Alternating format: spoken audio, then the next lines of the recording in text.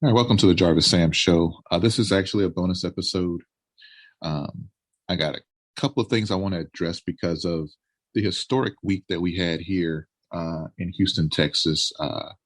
Yes, I'm based out here out of Houston, Texas. I've been here my entire life. Um, Aside from travels, this is where I'm at, right? Um, Part of the reason I enjoy living in Houston is because we typically have warm climates most of the year. Um, Out of the 52 weeks we have in the year, about 40 of those weeks we see temperatures north of 60 degrees. So we never have to worry about temperatures dipping that low. Well, with the winter storm that has been sweeping the country, we did experience a lot of uh, wintry weather that we just are not accustomed to seeing and accustomed to dealing with. Here in Houston, we deal with warm weather and we deal with hurricanes and floods. That's about it. Um, if we can, get through hurricanes and get through floods and stomach some warm weather, Houston's a pretty easy place to live. But this week, we saw temperatures dip, and even in some areas dip in single digits. But most areas did see, temperatures dip to at least 12 degrees. And like I said, some even saw single digit degrees, which is crazy.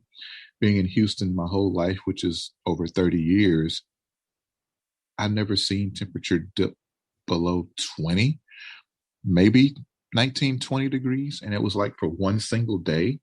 And then we were right back in the 50s and 60s like the next day or two. But this was a winter storm that stayed the course for a good week. And it caused a lot of damage. As I mentioned before, we deal with hurricanes. In 2017, we had Hurricane Harvey, which was an historic hurricane. It dropped massive amounts of water, left homes flooded, left people displaced, having to um, vacate their homes and seek shelter. We saw many people stranded. Um, my mother was even stranded during the whole thing and had to be rescued, and it was scary. But that's what we're used to dealing with here. Um, but when this winter storm came, it was a different beast. And I'm not here to spend the whole time talking about the actual storm, but I do want to lay some background as to what I'm about to talk about, because what I'm about to talk about is the leadership or lack of leadership by Texas State Senator Ted Cruz. But again, let me add a little background. For the people that don't watch the news, that live in other cities. If you're in Houston, you already know. You already know what we dealt with.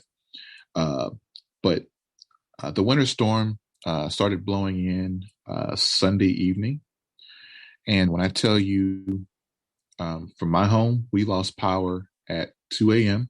on Sunday night, Monday morning, whatever you want to call it, and did not really get power back until Thursday. We got power back for about 6 hours on Tuesday. But that was it. It was just literally enough to heat up the home and charge our devices and start thinking of our next plan. We had to uh, go to a friend's house, and I had to go to my in-laws' house for a day, just to get some sort of warmth and some it was terrible. But there was one point where 2.3 million people were without power. That's a lot of people. Then we had issues with water.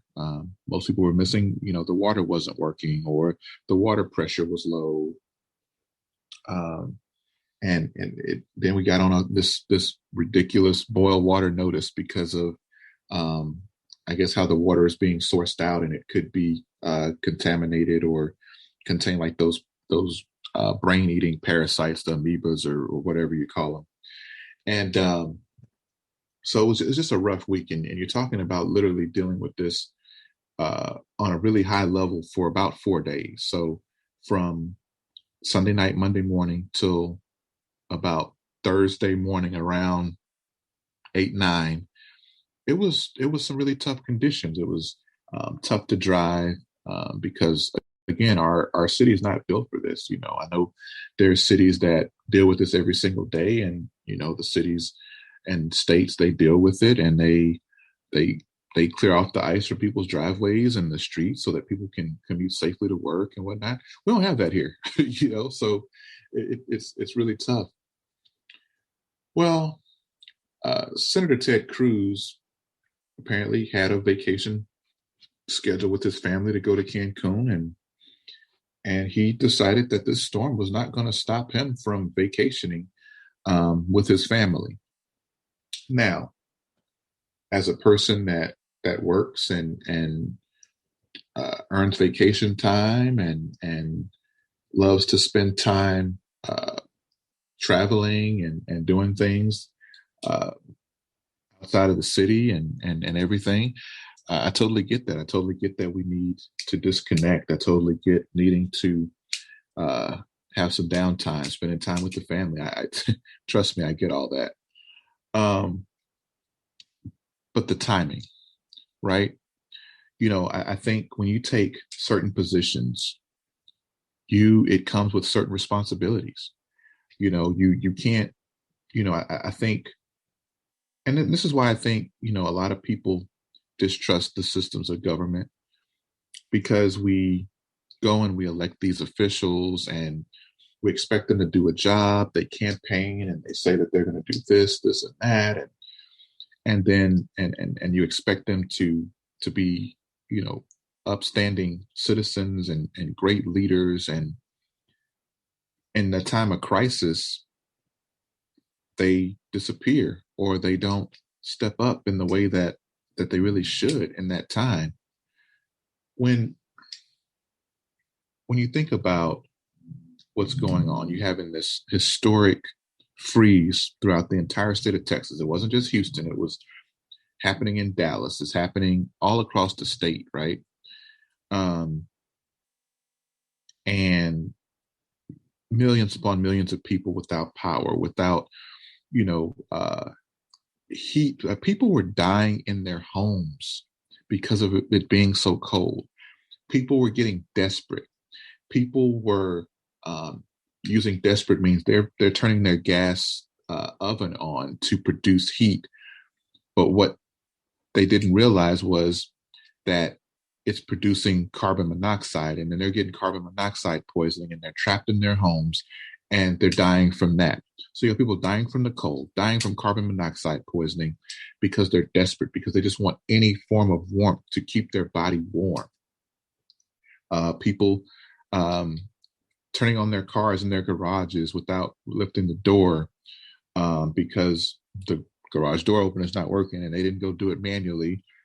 Again, the carbon monoxide, they're trapped in there with that gas, and it creates the carbon monoxide, and can ultimately lead to your demise. And from what I understand, when you get carbon monoxide poisoning, you don't realize you have it really, because you don't really detect carbon monoxide. But then next thing you know, you start, getting a headache and nausea and everything. And if you don't get oxygen in you soon, you're gonna, it's gonna lead to your demise. So it was a real serious situation.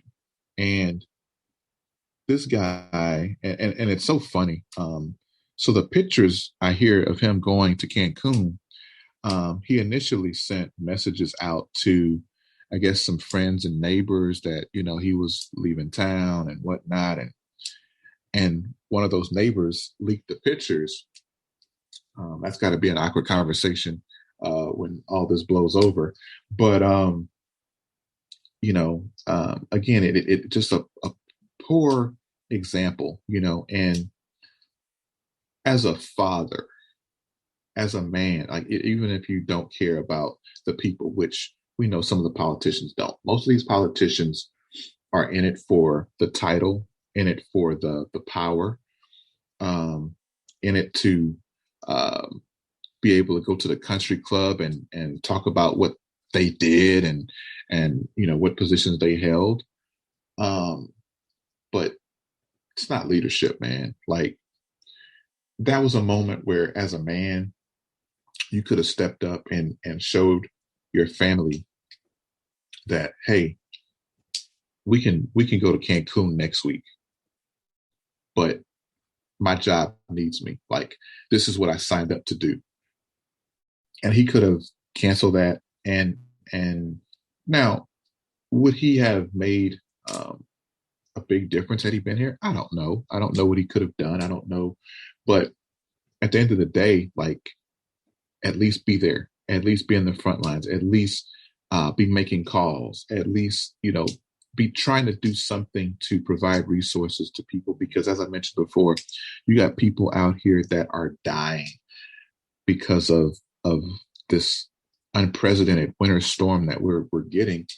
And here you are, they ain't stopping me.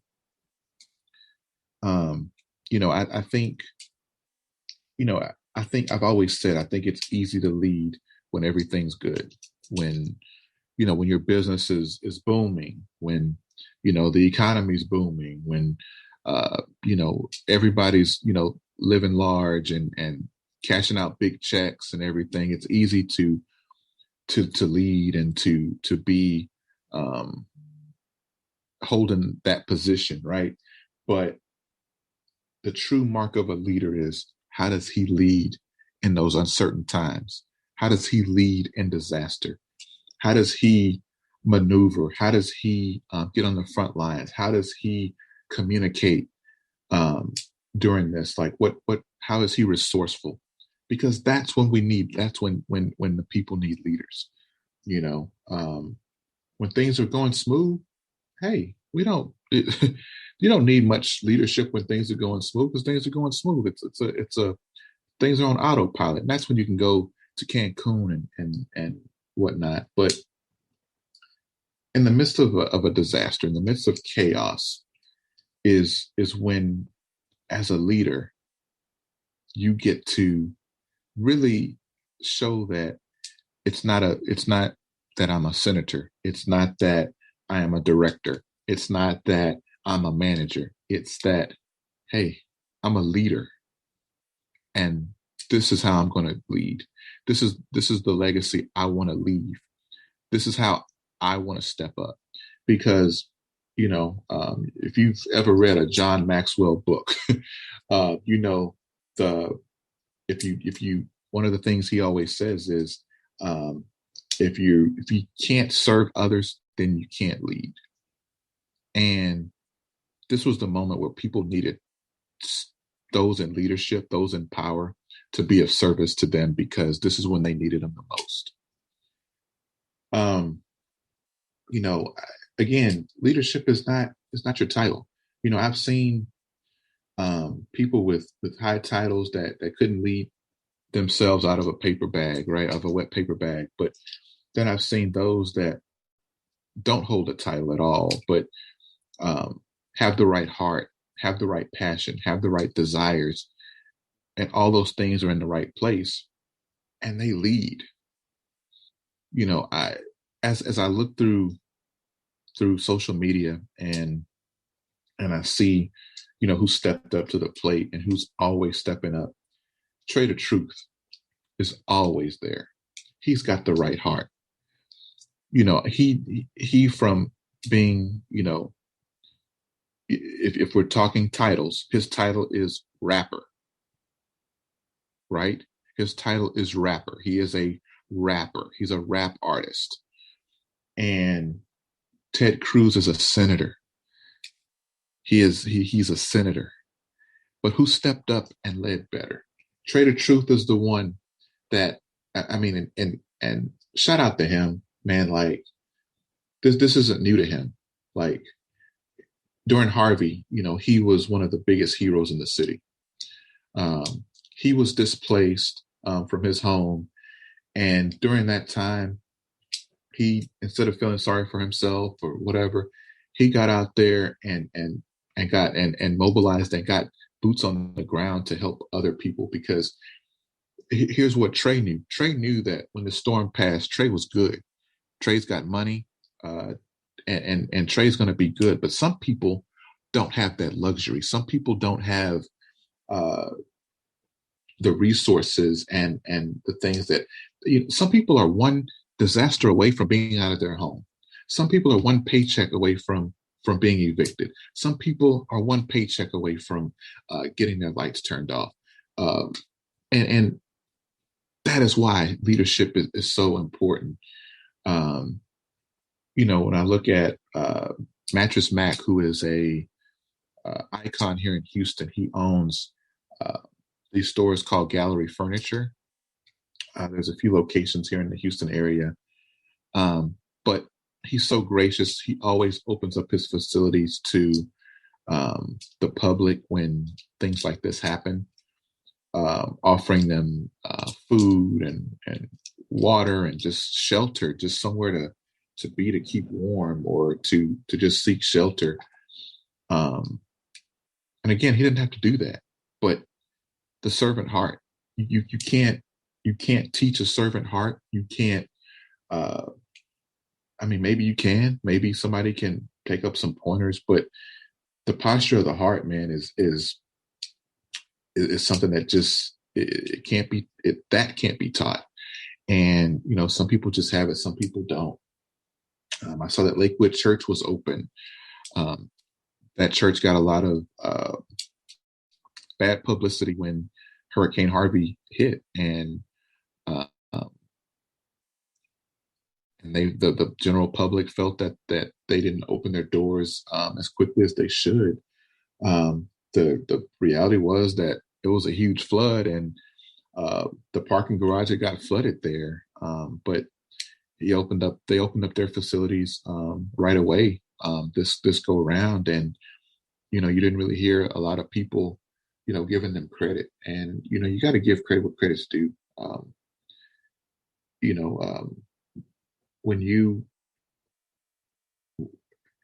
when and I think any time that we have a disaster, I think the big infrastructures in the city, the icons of the city should somehow step up and take part and help and give back, because this is our community. And um you know it's just it's baffling. And I went on, I saw Ted Cruz's Facebook today. Today is, as I'm recording this, is Sunday after everything is done, right? He's out and he's passing out water and everything. um it's 72 degrees outside right now. Where were you when people were freezing to death? You were at the airport. You were out getting a tan, right? And now you try to pull this PR stunt to, I don't know if it's saving face or just to be out there or whatever. But the true problem is, as I scroll through the comments, one of the true problems is, especially among conservatives, they do not hold their leaders accountable. I saw comments saying, great job, Ted. You're such a great leader. Hope you get to spend time with your girls again soon. People saying, um, well, he's doing something now. Can y'all be happy? And, why do they not hold the politicians accountable for their actions? Like, it's like anything that goes against the narrative of any of the people that they support, man, it falls on deaf ears, and they can do no wrong. And when there's no accountability, that's why things remain the same. I think about just the whole political process. There was one time where, in my mind, I was like, one day I'm gonna probably run for city council, and I kind of work my way up the political ranks. But I think about how the political game, the political process, right? Like I've dealt with politics in corporate jobs, right? And I don't like how those things shake up, like because it's so hard to be the true leader you want to be um, when you have the presence of politics in the mix, right? So, how much more is it in the actual game of politics and government, right? And I just thought about how that would probably truly frustrate me more than anything, because I was thinking about that because I think that part of the reason I'm real passionate about the police reform and everything that's going on in the African American community. I'm a huge proponent on, and with all the instances of police brutality, it was like, okay, maybe we need people in that look like us in positions of power and authority to help move things along. But we've had people that look like us in offices, but they end up being prisoners to whatever political party they are affiliated with. And if you're not doing their bidding, you're not going to be a part of, like, you're going to lose your spot, right? They're going to make sure you're not reelected. They're going to, so it just ends up being this ridiculous rabbit hole. You end up going on this ridiculous rabbit hole, and it's just not worth it. So, but when I just think about the political process, and it's just like politics and leadership don't go together, because if you're always going to have to play up to a particular party or a particular set of people, or always, feeling like indebted to your party and like they owe you something because they put you there, you'll never be able to step up and lead in the way that is in your heart. And if you do, again, you're gonna feel the wrath, right? So, I think it's just so important that one, um, we learn something from this.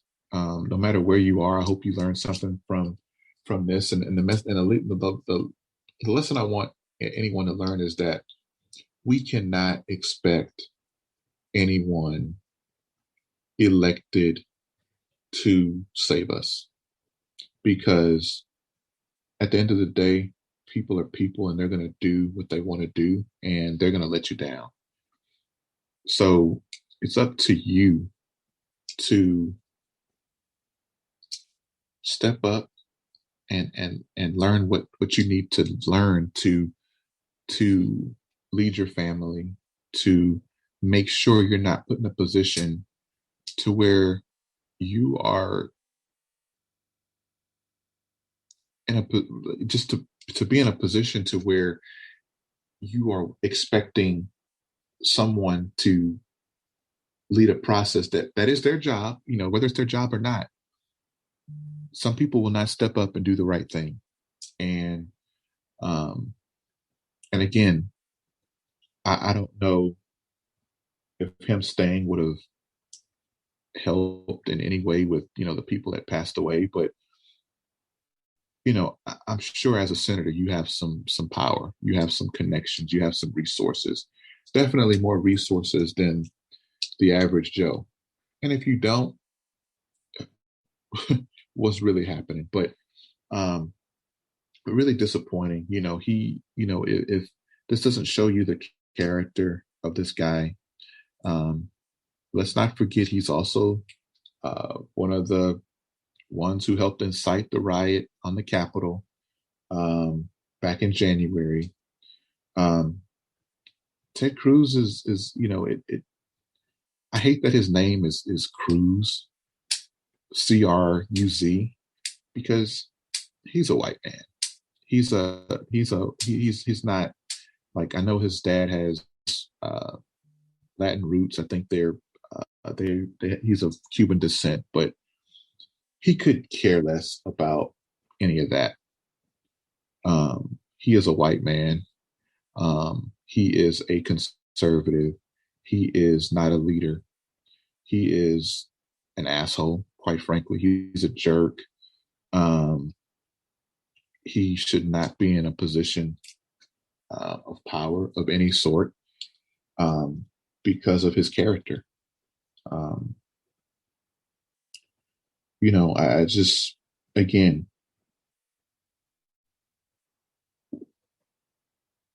do your research because if there's anything we can take away from this, because the way people vote a lot of times is by name recognition.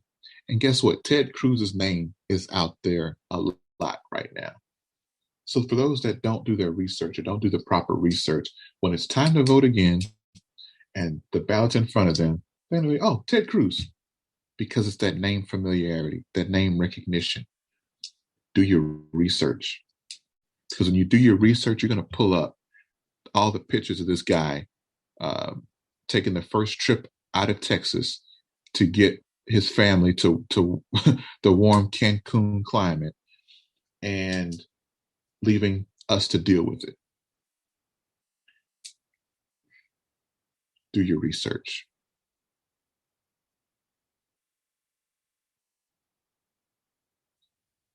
Here's another point. The guy that ran against him did more and lost to him, has done more during this time than he did. He stepped up. There was the representative from New York, the Hispanic lady who came down and was leading. Like, that's leadership. But why did we have to get somebody all the way from upstate New York to come in and lead when we've elected officials down here to do this, to lead this process? Again, it has nothing to do with the title. If you think a title makes a leader, it doesn't. A title only grants authority. If you make manager at McDonald's, that means you get a key to the store. You have authority to probably hire some people and tell people when to go on break and whatnot. Doesn't make you a leader, because those things are operational. Those are little operational things. But what happens when the store is robbed? How does that manager lead? How does that manager serve his team? How does that manager check in and make sure his people are okay? How does he assure them that he or she is taking the right precautions to ensure that this won't happen again? Those are the things, those are the intangibles that make a leader. So anywho, it's a wild week here in Texas. And I just had to come on here and rant.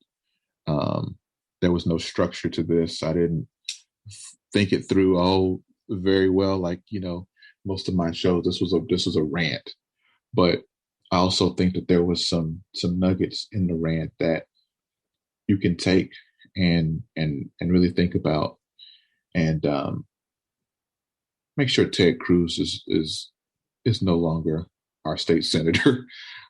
He is again just shown his character multiple times this year and over the years. So anywho, I'm just glad to be warm now, to be safe, and to be able to be recording this. But anyway, check out. I got a couple of really good shows that are going to be in rotation next couple of weeks. I just released an episode with Niger Rashid, who is the owner and founder of I Teach Drive driving school here in Houston. And we had a really good conversation with her just about her journey as an entrepreneur, her life journey just as a woman, as continuing to evolve, and so much more. And then next week, I got a really special show with Jay Jones from the Black Entrepreneur Blueprint. We had an outstanding conversation, And that one is really special. So stay plugged in. Thanks for listening. As always, you can check me out at www.jarvissam.com. You can check me out on Instagram at jarvissam_. Also, I created a Instagram account specifically for the podcast. It's it's the Jarvis Sam Show on Instagram. Go check that out. Wherever you're listening to it from, we appreciate you. Hit the subscribe button if you're not subscribed. So we're going to keep the content coming. Thanks again for joining, and I will catch y'all in a couple days with the Jay Jones episode. So stay warm if you're still in some cold climates out there. But stay warm out there, stay safe, and don't trust these politicians. Y'all take it easy.